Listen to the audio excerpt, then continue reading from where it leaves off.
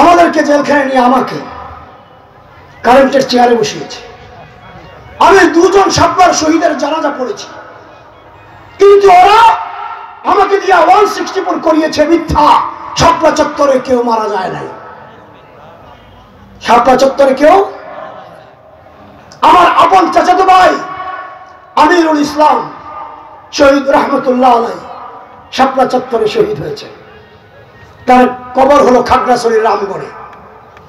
দ্বিতীয় আলেম মাওলানা মাহমুদুল হাসান, স্টেজের সামনে আপনারা 4টা লাশ দেখেছেন। কয়টা? 4টা লাশ দেখেছেন।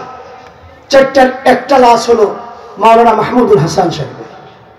নারায়ণগঞ্জ দেওবন্দ মাদ্রাসার মুহাদ্দিস ছিলেন। এই লোকটাকে নারায়ণগঞ্জ নিতে দিচ্ছে না। লাশটা তার বাড়ি হলো কুমিল্লা লাঙ্গলকোটে, সেখানে নিতে দিচ্ছে না। সবার মোবাইল অফ, আমার মোবাইলটা চালু ছিল। 7 তারিখ আমাকে ফোন করে বলে, হুজুর এই অবস্থা, এখন কি করব?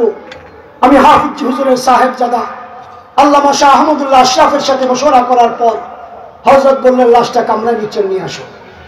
নিয়ে আসছে কামরাঙ্গীরচর। কিছুক্ষণের মধ্যে পুলিশ চতুর্দিক থেকে মাদ্রাসা ঘেরাও করে ফেলেছে। আমার চিন্তা হলো 2-3 দিনের লাশ মনে হয় পচে গেছে, গন্ধ ছুটবে। আমি গন্ধ সহ্য করতে পারি না, আমার পেটে বমি হয়ে যায়। আমি মাদ্রাসা আমার রুমে বসা, হঠাৎ করে একটা বাতাস এসছে, এত সুঘ্রাণ। হঠাৎ আমার মনে হলো, আমি কল্পনা করলাম পচে গেছে সুঘ্রাণ। কোরআন আয়াত মনে হলো, ওয়ালা তাকুলু লিমান ইউকতালু ফি সাবিলিল্লাহি আমওয়াত বাল আহইয়া। আল্লাহ রাব্বুল আলামিন আমাদেরকে আশরাফুল মাখলুকাত হিসেবে সৃষ্টি করেছেন। সৃষ্টি করে দুনিয়াতে এমনি ছেড়ে দেননি। আমাদেরকে আল্লাহকে চেনার জন্য, জান্নাতের রাস্তা পাওয়ার জন্য আব্বাজান আদম আলাইহিস সালাম থেকে শুরু করে মুহাম্মদুর রাসূলুল্লাহ সাল্লাল্লাহু আলাইহি ওয়াসাল্লাম পর্যন্ত নবী রাসূল প্রেরণ করেছেন। শুধু সেখানেই শেষ করেননি। নবী রাসূলের অবর্তমানে আল্লাহর বান্দা বান্দি যেন পথভ্রষ্ট না হয়, সেই জন্য নবী রাসূলদের মাধ্যমে যুগে যুগে আল্লাহ সংবিধানও প্রেরণ করেছেন। আমরা আখিরি নবীর আখিরি উম্মত। আখিরি নবীর আখিরি উম্মতের আখিরি সংবিধানের নাম হলো আল কোরআন। কি নাম? আল্লাহ তাআলা কোরআন নাযিল করেছেন শুধুমাত্র গলায় তাবিজ বানিয়ে রাখার জন্য। আল্লাহ কোরআন নাযিল করেছেন পানিতে ফু দিয়ে দিয়ে পান করার জন্য। আল্লাহ কোরআন নাযিল করেছেন নতুন ঘর তৈরি করে কোরআনকে গিলাফবন্দি করে সুকেজে বরকতের জন্য সাজিয়ে রাখার জন্য। আল্লাহ কোরআন নাযিল করেছেন মসজিদের তাকবন্দি করার জন্য। আল্লাহ কোরআন নাযিল করেছেন শুধুমাত্র রমজান শরীফের তারাবিতে খতমের জন্য।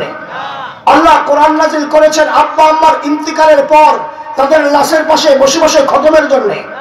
আল্লাহ কোরআন নাযিল করেছেন কবরস্থানে গিয়ে, পূর্বপুরুষের কবরস্থানে গিয়ে তাদের রুহের মাগফিরাত কামনা করে কোরআন খতম করে রুহের মাগফিরাত কামনার জন্য না। আল্লাহ কোরআন নাযিল করেছেন বান্দা বান্দির মাথা থেকে পা পর্যন্ত পুরো দেহটাকে কোরআন অনুযায়ী পরিচালিত করার জন্য। আল্লাহ কোরআন নাযিল করেছেন আপনার পরিবারকে কোরআন অনুযায়ী পরিচালিত করার জন্য। আল্লাহ কোরআন নাযিল করেছেন আপনার সমাজকে কোরআন অনুযায়ী পরিচালিত করার জন্য। আল্লাহ কোরআন নাযিল করেছেন আল্লাহ দেওয়া এই জমিনে, আপনার মাতৃভূমিতে এই বাংলাদেশকে আল্লাহ দেওয়া সংবিধান অনুযায়ী পরিচালিত করে বাংলায় শান্তি প্রতিষ্ঠার জন্য। কিন্তু স্বাধীনতার 53 বছর অতিবাহিত হয়ে গেছে। আমরা বঙ্গবন্ধু শেখ মুজিবের শাসন দেখেছি, শান্তি পাই নাই। জিয়াউর রহমানের শাসন দেখেছি, শান্তির আশা করি নাই। এরশাদ সাহেবের শাসন দেখেছি, শান্তি কল্পনাও করি নাই। খালেদা জিয়ার শাসন দেখেছি, স্বপ্নও ভাবি নাই। মঈনুদ্দিন ফখরুদ্দিনের শাসন দেখেছি শুধু মায়ের আর কেলাকেলি। সর্বশেষ লেলি ফেরাউন মুজিব কন্যা শেখ হাসিনার শাসন দেখেছি, লাঠির উপর রাজনীতি করে ক্ষমতায় আটকিয়ে ধরেছিল। আপনার রক্তের বন্যা বয়েছে, দেশের শান্তিতে দূরের কথা। আর আমাকে জেল ঠেলে নেওয়ার জন্য শুধু মামলার ফাঁদ আর ফাঁদ কথা ছাড়া তার কোনো কাজ ছিল না। ঠিক অতএব মানবরচিত সংবিধান দিয়ে কিয়ামত পর্যন্ত পৃথিবীতে শান্তি আশা করা যায় না। কল্পনা করে লাভ নাই, স্বপ্ন দেখেও কোনো লাভ নাই। স্বপ্ন স্বপ্নই থেকে যাবে, কোনো ফায়দা হবে না। এই জমিনে শান্তির একমাত্র সংবিধানের নাম হলো আল কোরআন। কি নাম? কি নাম? কি নাম? বাংলাদেশ দ্বিতীয়বার স্বাধীন হয়েছে ইসলামের জন্য। কিসের জন্য? কিসের জন্য? যারা স্বাধীন করেছে আবাবিল পাখির মতো বাচ্চা বাচ্চা শিশুরা, ওদেরকে জিজ্ঞেস করো বাংলাদেশ স্বাধীন করেছো কেন? আবার এক জালেমকে দিয়ে আরেক জালেমকে ক্ষমতা দেওয়ার জন্য না, তারাও বলবে ইসলামী শাসন কায়েমের জন্য। ঠিক না? ঠিক। কথা হলো একটা, ওলামায়ে কেরাম যদি একাকার হয়ে, আপনি আওয়ামী লীগের শাসন দেখেছেন, বিএনপির শাসন দেখেছেন, জাতীয় পার্টির শাসন দেখেছেন, ওলামায়ে কেরাম যদি একাকার হয়ে আপনাদের কাছে একবারের মতো কোরআনী শাসন কায়েমের জন্য সহযোগিতা চায়, করবেন তো? যদি আপনার রক্ত দিতে হয় ইসলামী শাসন কায়েমের জন্য, দিতে রাজি আছেন তো? যদি আল্লাহর দ্বীন কায়েমের জন্য আপনার জীবন কুরবান করতে হয়, রাজি আছেন তো? ইনশাআল্লাহ আল্লাহ কবুল করুক। কোরআন শরীফের সূরার সংখ্যা 114টা। আমি কোরআনের 111 নম্বর সূরা তেলাওয়াত করেছি, সূরা আল-আহকাফ। তাফসীরের অনেকগুলো উসুল, তার মধ্য থেকে গুরুত্বপূর্ণ উসুল হলো 6টা। 1 নম্বর শুদ্ধ তেলাওয়াত, 2 নম্বর অর্থ, 3 নম্বর শানে নুজুল প্রেক্ষাপট, 4 নম্বর ব্যাখ্যা, 5 নম্বর শিক্ষা, 6 নম্বর আমল। এর উপরেই আল্লাহ রাব্বুল আলামিন যতক্ষণ তৌফিক দান করেন আলোচনা করার চেষ্টা করব ইনশাআল্লাহ। তাব্বাত ইয়াদা আবি লাহাবি ওয়া তাব, ধ্বংস হয়ে গেছে আবু লাহাবের উভয় হাত এবং সে নিজেও। মা আগনা আনহু মালুহু ওয়া মা কাসাব, আবু লাহাবের অর্জিত সম্পত্তি এবং তার সন্তান সন্ততি তার কোনো উপকারে আসেনি। সায়াসলা নারান যাতা লাহাবি ওয়া ইমরাতুহু, অচিরেই আবু লাহাব লোহিয়ান আগুনের অগ্নিশিখায় প্রবেশ করবে এবং তার বিবিও। হাম্মালাতাল হাতাব, কাঠের ভুজা বহনকারিণী। ফি জিদিহা হাবলুম মিন মাসাদ, যার গলায় পরিহিত থাকবে আগুনের রশি। রাসূল আকরাম সাল্লাল্লাহু আলাইহি ওয়াসাল্লামের উপর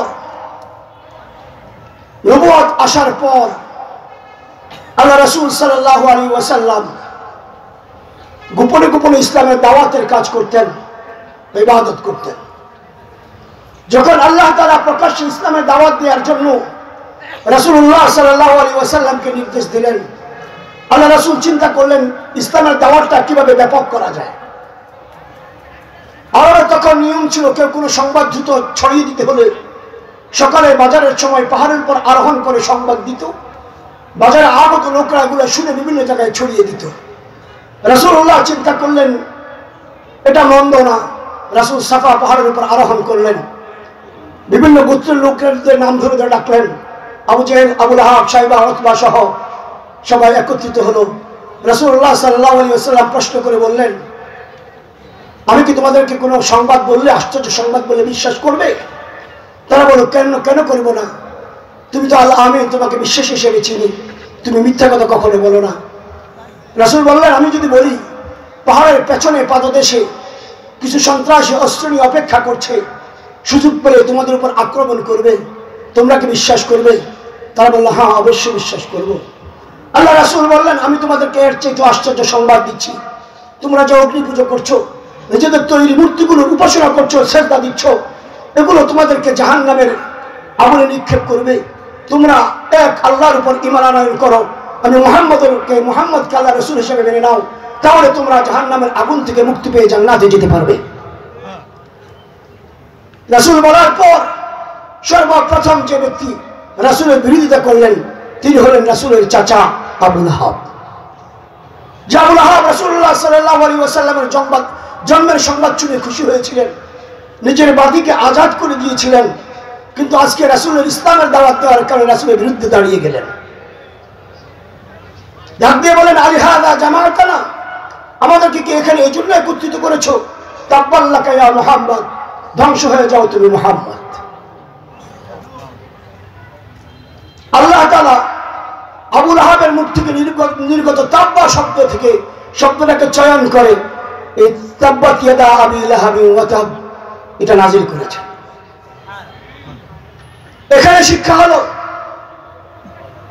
আপনি ইসলামের কাজ করবেন, দ্বীনের কাজ করবেন, ভালো কাজ করতে যাবেন, সর্বপ্রথম আপনার বিরোধিতা করবে আপনার পরিবারের লোক, আপনার বাবা মা, স্ত্রী সন্তান, ভাই বোন, পাড়ার লোক, গ্রামের লোক, রাষ্ট্রের লোকজন। ঠিক না ঠিক? ইসলামের কাজ করতে যাবেন, আল্লাহর জমিন, আল্লাহর দ্বীন কায়েমের চেষ্টা করবেন, আপনার পরিবার বিরুদ্ধাচরণ করবে, পাড়া প্রতিবেশী বিরুদ্ধে লেগে যাবে, সমাজ লাগবে, গ্রামের লোক লাগবে, রাষ্ট্র লাগবে, পুলিশ গ্রেফতার করবে, সেনাবাহিনী খুঁজবে, গোয়েন্দারা তালাশ করবে, রাষ্ট্র আপনার বিরুদ্ধে গ্রেফতারি পরোয়ানা জারি করবে। কথা একটাই, আমি আমার আল্লাহর জন্য, আল্লাহর জমিনের দ্বীন কায়েমের জন্য পরিবার যদি বিরুদ্ধাচরণ করে করুক, স্ত্রী সন্তান করে করুক, ভাই ভাই করে করুক, আত্মীয় স্বজন করে করুক, দেশের লোক করে করুক, পুলিশ র্যাব করে করুক, রাষ্ট্র প্রদান করে করুক, আমি আমার আল্লাহর জন্য জান কোরবান করতে প্রস্তুত। ইনশাআল্লাহ, ইনশাআল্লাহ। অতএব দ্বীনের কাজ করতে গেলে বাধা আসবে, বাধাকে বাধা মনে করা যাবে না। মা গনা আনহু মালুহু ওয়া মা কাসাব, আবু লাহাবের অর্জিত সম্পত্তি এবং তার সন্তান সন্ততি আবু লাহাবের কোনো উপকারে আসে নাই। ওরা অনেকভাবে চেষ্টা করলো রাসূলুল্লাহ সাল্লাল্লাহু আলাইহি ওয়াসাল্লামকে এই কালিমার দাওয়াত থেকে বিরত রাখার জন্য। না পেরে রাসূলুল্লাহর চাচা আবু তালেবের কাছে গিয়ে বলল, আবু তালেব, তোমার ভাতিজাকে থামাও, সে কি চায় জিজ্ঞেস করো। সে যদি দিনার দিরহাম সোনা গয়না চায়, তাকে বলো আমরা তার ঘরকে সোনা গয়না দিয়ে ভরপুর করে দেব। তাকে জিজ্ঞেস করো সে কি চায়, নেতৃত্ব চায়, আমরা তাকে আরবের নেতা বানাবো। তাকে জিজ্ঞেস করো সে কি সুন্দরী বউ চায়, আরবের সুন্দরী মেয়েটাকে তাকে বিয়ে করাবো। আল্লাহ রাসূল সাল্লাল্লাহু আলাইহি ওয়াসাল্লামের কাছে আবু তালেব সাহেব সংবাদ পৌঁছানোর পর আল্লাহ রাসূল বলে, চাচা, তারা আমাকে দিনার দিরহাম সোনা গয়না কেন, সুন্দরী বউ কেন, রাজত্ব কেন, নেতৃত্ব কেন, তারা যদি আমার ডান হাতে সূর্য বাম হাতে চন্দ্র এনে দেয়, তারপর আমি আমার এক আল্লাহর দাওয়াত থেকে পিছপা হব না। না হয়ে এই বেচারারা রাসূলুল্লাহ সাল্লাল্লাহু আলাইহি ওয়াসাল্লাম বাড়িতে আসতে চাইল। আল্লাহ রাসূল সাল্লাল্লাহু আলাইহি ওয়াসাল্লাম হযরত আলী রাদিয়াল্লাহু তাআলা আনহুকে ডেকে বলেন, আলী, একটা বকরি জবাই করে মেহমান আসবে, আর 100 ময়দার আটা রুটি তৈরি করো। হযরত আলী রাদিয়াল্লাহু তাআলা 3.5 কেজির মতো আটার রুটি তৈরি করলেন, বকরি জবাই করলেন, পাক করলেন। আল্লাহ রাসূল বলেন, আলী, রুটি এবং গোশতের পাতিলটা আমার কাছে নিয়ে এসো। হযরত আলী রাদিয়াল্লাহু তাআলা নিয়ে এসেছেন। আসার পর আল্লাহ রাসূল গোশত এবং রুটির পাতিলে ফু দিলেন, দিয়া বললেন, ভেতরে তাকাবে না, ঢেকে রাখবে, মেহমান আসবে, গোশত দিবে, রুটি দিবে, তারা খাবে। মেহমান এসছে, দস্তরখান দিলেন, খাইতে বসছে, রুটিও দেওয়া হচ্ছে, গোশত দেওয়া হচ্ছে, খেতে খেতে ওরা সবাই পেট ভরে খেল। খাওয়া দাওয়ার পর, খাওয়া দাওয়া শেষ, হযরত আলী রাদিয়াল্লাহু তাআলা আনহুর মনে সন্দেহের সৃষ্টি হলো, হায় হায়, আল্লাহ রাসূল তো খায় নাই, আমিও খাই নাই, এরা তো পেট ভরে খাইলো, গোশত আর রুটি আছে না শেষ। উল্টিয়ে দেখেন, গোশত একটুও কমে নাই, রুটিও কমে নাই, যেমনি পরিমাণ পাকিয়েছিলেন অতটুকুই আছে। পাতিলে চোখ গেছে আবু লাহাবের। আবু লাহাব দেখে বলে, আবু জেহেল, তাড়াতাড়ি উঠে এখান থেকে। কেন? বলতেছে যে মুহাম্মদ আমাদেরকে খাওয়াই দিছে জাদুর রুটি আর গোশত। কেমনে বুঝলা? পাতিল উল্টাইছে, দেখো গোশত কমে না, রুটিও কমে না। তাই নাকি? বললো হ্যাঁ। কি করে? চলো যাই। যাওয়ার সময় আবু লাহাব আল্লাহ রাসূলের সাথে অহংকার করে, তিরস্কার করে বলেছে, মুহাম্মদ, তোমার তো ধন সম্পত্তি নেই, টাকা পয়সা নেই, আমার যে টাকা পয়সা ধন দৌলত আছে, তুমি যদি আমাদের পূর্বপুরুষের ধর্মের বিরুদ্ধাচারণ বন্ধ না করো, তাহলে আমি আমার ধন সম্পত্তি দিয়ে তোমার বিরোধিতা করব। মোহাম্মদ, তোমার তো ছেলে নাই, আমার 3 জন ছেলে আছে, মনে রাখবা আমি আমার ছেলেদেরকে দিয়ে তোমার বিরুদ্ধাচারণ করব।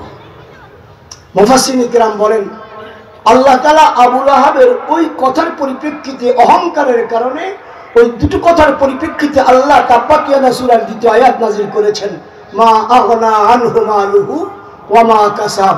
আবু লাহাবের অর্জিত সম্পত্তি এবং তার সন্তান সন্ততি তার কোনো উপকারে আসে না। আবু লাহাবের 3 ছেলে 1 মেয়ে। মেয়েটার নাম দররা। রাসূল আকরাম সাল্লাল্লাহু আলাইহি ওয়াসাল্লাম মদিনা হিজরত করার পর এই বেচারিও হিজরত করে মুসলমান হয়ে গেছে। বড় ছেলের নাম উতবা, দ্বিতীয় ছেলের নাম মুআত্তাব, তৃতীয় ছেলের নাম উতাইবা। রাসূলুল্লাহ সাল্লাল্লাহু আলাইহি ওয়াসাল্লাম নবুয়ত প্রাপ্তির পূর্বে হযরতের মেয়ে রুকাইয়া রাদিয়াল্লাহু তাআলা আনহাকে উতবার কাছে আর উম্মে কুলসুম রাদিয়াল্লাহু তাআলা আনহাকে উতাইবার নিকট বিয়ে দিয়েছিলেন। যখন তাব্বাত ইয়াদা সূরা নাযিল হয়, আবু লাহাবের মাথা খারাপ হয়ে যায়। আবু লাহাব রাসূলের 2 জামাই, তার ছেলে উতবা এবং উতাইবাকে ডেকে বলে, তোমরা 2 জন মুহাম্মদের মেয়েদেরকে তালাক দিয়ে বাড়িতে পৌঁছিয়ে দিবা। উতবা বড় ছেলে বলল, আব্বা, দোষ করলে মুহাম্মদ করছে, মেয়ে কি অপরাধ করেছে, তালাক দিব কেন? আবু লাহাব বলল, কোনো কথা নাই, যদি মুহাম্মদের মেয়েকে তালাক না দাও তাহলে আমি তোমাকে আমার সম্পত্তি থেকে মাহরুম করব, ত্যায্য পুত্র করব। উতবা রাসূলুল্লাহ সাল্লাল্লাহু আলাইহি ওয়াসাল্লামের কন্যা রুকাইয়া রাদিয়াল্লাহু তাআলা আনহাকে তালাক দিয়া সসম্মানে আল্লাহ রাসূলের বাসায় পৌঁছে দিয়েছে।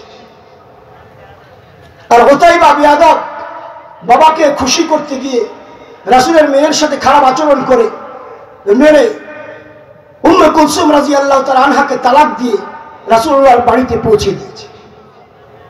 রাসূলুল্লাহকেও গালাগালি করেছে, রাসূলুল্লাহর মুখের উপর খুব খারাপ খাপড়ার শব্দ বলেছে। আরবের প্রথা ছিল, সবচেয়ে বেশি অপমান করতে চাইলে সামনে থুতু ফেলে পা দিয়ে ডলা দিত। উতাইবা এই কাজটাও করেছে।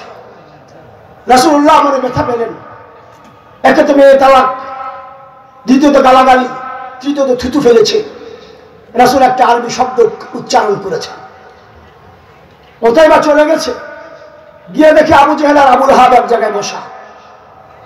আবু জেহেল জিজ্ঞেস করলো, কি করেছো? বলে, মেয়েকে তালাক দিয়ে বাড়িতে পৌঁছে দিয়েছি, মুহাম্মদকে গালাগালি করেছি, বকাবাদ্য করেছি, আর মুহাম্মদের সামনে থুতু ফেলে পা দিয়ে ডলা দিয়েছি। আবু জেহেল জিজ্ঞেস করে, মুহাম্মদ কি বলেছে? উতাইবা বলল, মুহাম্মদ একটা আরবি বাক্য বলেছে, আল্লাহুম্মা সাল্লিত কালবাম মিন কিলাব। আল্লাহু আকবার। হে আল্লাহ, তোমার অসংখ্য হিংস্র প্রাণী কুকুরগুলোর মধ্য থেকে জানোয়ারটার জন্য একটা কুকুর লাগায় দাও। আবু জেহেল ডাক দিয়ে বলে, আবু লাহাব, সাবধান, মুহাম্মদকে যা কিছু মনে করো আর না করো, মুহাম্মদের বদদুয়া কিন্তু কাজে লাগে যায়। এখন আবু লাহাব যেদিকে যায়, উতাইবাকে সাথে করে নিয়ে যায়, যেখানে যায় ছেলেটাকে সাথে করে নিয়ে যায়। ওই বড়টা উতবা আর মুআত্তাব 2 জন মক্কা বিজয়ের পর আল্লাহ তাআলা 2 জনকে ইসলামের জন্য কবুল করেছেন। 2 জন কালেমা পড়ে মুসলমান হয়ে সাহাবী হওয়ার মর্যাদা অর্জন করেছেন। আর উতাইবা বিয়াদবটাকে বাবা সাথে করে নিয়ে ঘুরে গিয়েছে সিরিয়ার রাজধানী দামেস্কে ব্যবসার কাজে। যাওয়ার পর সিরিয়ার বাদশা যে আজাদ হলে স্বাধীন সিরিয়ার বাদশা তাদেরকে রাত্রে খাওয়ানো দাওয়াত।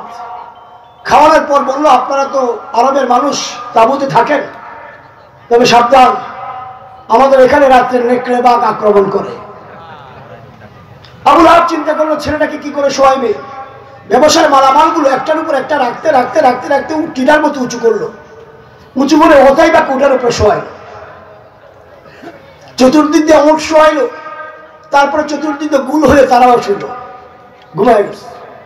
রাত গভীর হওয়ার পর আল্লাহ তাআলা একটা রয়্যাল বেঙ্গল টাইগার পাঠিয়ে দিয়েছে। এটা জঙ্গল থেকে আসছে, রাসূলের বদদুয়ার দুর্গন্ধ পাইয়া আয়েশা এখন চতুর্দিকে যে শুয়ে আছে সবার কাছ থেকে গ্রাম শুনতেছে। কিন্তু একটা শরীর রাসূলের বদদুয়া দুর্গন্ধ নাই। বেচারা অপেক্ষা করতেছে, কিরে জঙ্গল থেকে আসলাম ওঠার জন্য, ওইটাই নাই, করো নাকি? আল্লাহ তাআলা বাতাস পাঠাইছে, বাতাস উপর থেকে অতএবার দেহের সাথে লাইগা বাঘের নাকের মধ্যে গিয়ে ঘষা খায় গেছে। বাঘটা চিন্তা করলে বাতাস কোন দিক থেকে এসছে, উপরের দিকে তাকায় দেখে চাঁদ উপরে ঘুমায় রয়েছে। বলো আসতেছে, অনেক দূরে গেল, একটা ঝাম দিল, ঝাম দিয়ে অতএবাকে 4 পা দিয়ে ধরে দূরে গিয়ে পড়লো, পরে তার গলা থেকে ধূরটা ছিঁড়ে ফেললো, কলিজা ফাড়লো, বুক ফেরে কলিজা বের করেছে। আপনারা সুন্দরবনের কাছের মানুষ, বাঘ মানুষকে ধরে বুক ফেরে কলিজা বের করে রক্ত চুষে চুষে খায়। ওই বাঘটা পুরো ওতাইবাকে টুকরো টুকরো করে ফেলেছে, তো রাসূলের বদদুয়ার হারাম এক ফোঁটা রক্ত বাঘ পান করে নাই।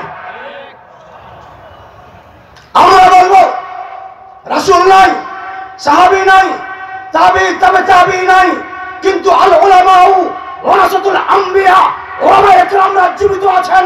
আলেমদের সাথে বেয়াদবি করো না, বেয়াদবির ফল ভালো হয় না। কি হয় না? কি হয় না?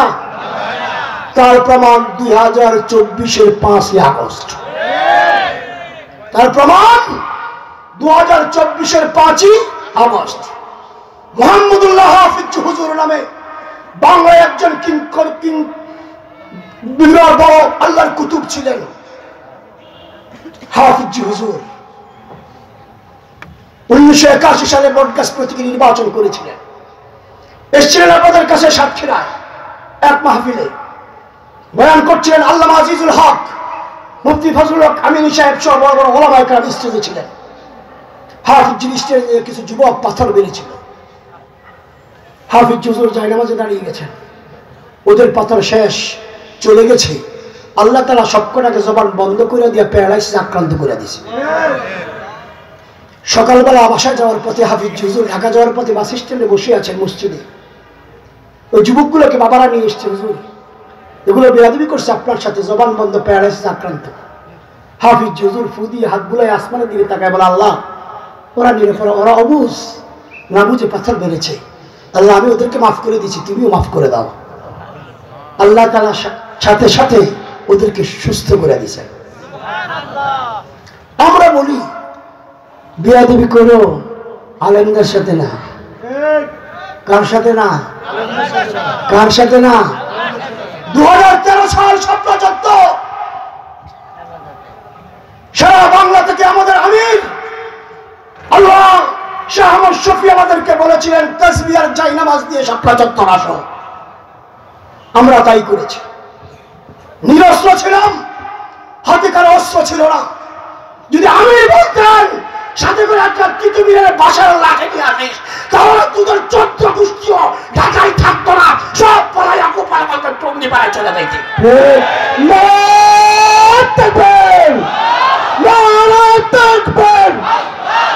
বিশ্বের মুসলিম এক হওয়াই করে জীবন না পরিষদ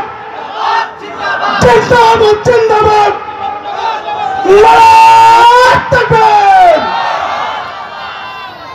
আহমদ শফি বলেছেন তাসবিহ আর জায়নামাজ দিয়ে আসো, আমরা তাই করেছি। নামাজরত অবস্থায়, তাহাজ্জুদরত অবস্থায়, সিজদারত অবস্থায় আলেমদের উপর, হাফেজদের উপর তোমরা যে নির্মম ইতিহাস ঘটিয়েছ, এটা ভাষায় প্রকাশ করা যাবে না। 2021 সালে আল্লামা মামুনুল হক সহ হেফাজতে ইসলামের 2500 আলেমকে গ্রেফতার করে জেলখানায় ঢুকিয়েছে। কারণ আমি 40, 42, 50, 30, 32টা এভাবে মামলা। আলেমরা জেলখানায় গিয়েছে।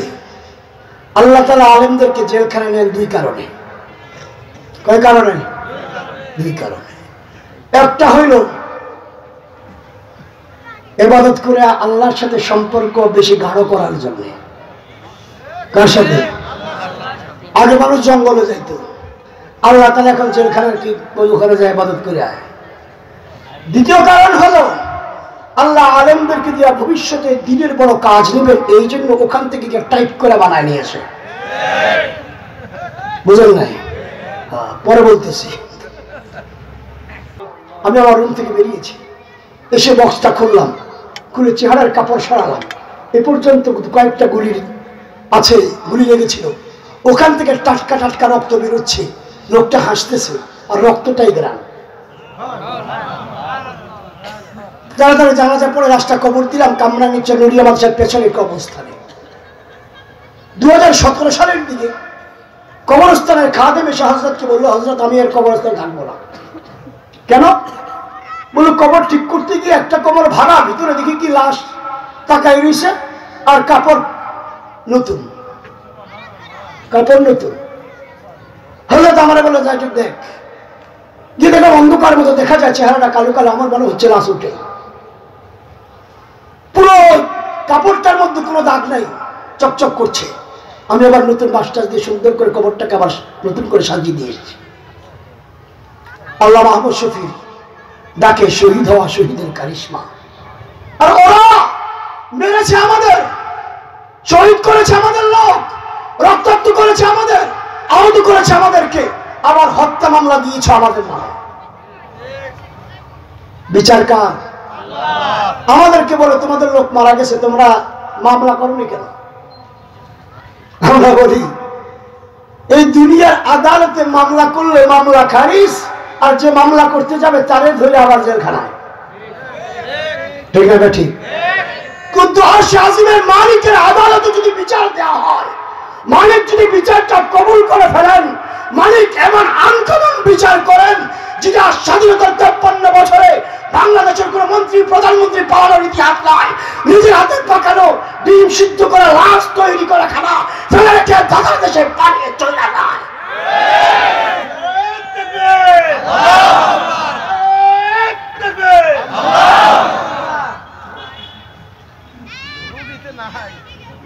বিচার কার? বিচার কার? একজন এমপি ঢাকার 2500 পাঞ্জাবি কিনে 2500 যুবককে রেডি করে পাঠিয়েছিল। ওদের কাজ ছিল দৈনিক বাংলা পল্টন করে মারামারি করা। ওরাই ওখানে 6টা লাশ ফেলেছে। আল্লাহর বিচার, শাপলার 3 মাস পরে ওই ব্যক্তির জবান বন্ধ হয়ে গেছে। নাম হলো পাজি সেলিম। এখনো বোমা, এখন খায় হলো জেলখানায়। বিচার কার? তারেক মিল্কি দুইজনের নেতৃত্বে হামলা হয়েছে বাইতুল মুকাররমে, আগুন লাগিয়েছে বাইতুল মুকাররমে। তারেক মেরেছে মিল্কিকে, তারেককে মেরেছে র্যাব। বিচার কার? আল্লাহ। নারায়ণগঞ্জের শামীম ওসমান সাহেবের বড় ভাই নাসিম ওসমান জাতীয় পার্টির এমপি, যাত্রাবাড়ি থেকে কাশপুর পর্যন্ত পুরোটাকে আপনার সন্ত্রাসী আখড়া বানিয়েছে। হাফিজ কোরআনদেরকে, আলেমদেরকে বুকের মধ্যে পা রেখে রেখে আপনার পিটিয়েছে। আল্লাহর বিচার, পায়খানা রাস্তা দিয়ে রক্ত পড়তে পড়তে কলকাতা গিয়ে মারা গেছে। বরিশালের মেয়র লজ থেকে নামিয়ে নামিয়ে হাফেজ আলেমদেরকে মেরেছে। বিচার আল্লাহ কার? আল্লাহর বিচার আনকমন। ক্যান্সারে আক্রান্ত হইয়া সিঙ্গাপুর গিয়ে মারা গেছে। ধানমন্ডির এক যুব নেতা হামলায় শরীক, পাগল হয়ে গেছে, বাথরুমে গিয়ে নিজের কপালে নিজে গুলি করে মরে গেছে। মোহাম্মদপুরের এমপি ছিলেন মকবুল সাহেব, মিনার মাদ্রাসার মসজিদের ওলামা একরামকে, মাদ্রাসার হুজুরদেরকে বলছে যারা সাপ্লাই গেছেন সকালে ছুটি উঠার আগে চলে যাবেন। তার ছেলে সাপ্লাই আক্রমণ করেছিল, রাত 3টা বাজে হার্ট অ্যাটাক করে শেষ। বিচার কার? সকালে এসে বলে হুজুর মাফ করে দেন, পোড়াটা জানাজা করে দেন। আল্লাহ মাহমুদ শফিকে বলেছে তোকে পাইলে মেরে শুটকি বানাবো। ফেনীর ফুলগাজী উপজেলা চেয়ারম্যান ইকরাম চৌধুরী। বিচার আল্লাহ। ফেনী মহিপাল মোড়ে তার যুবলীগের ছেলেরা তার গাড়ির মধ্যে আগুন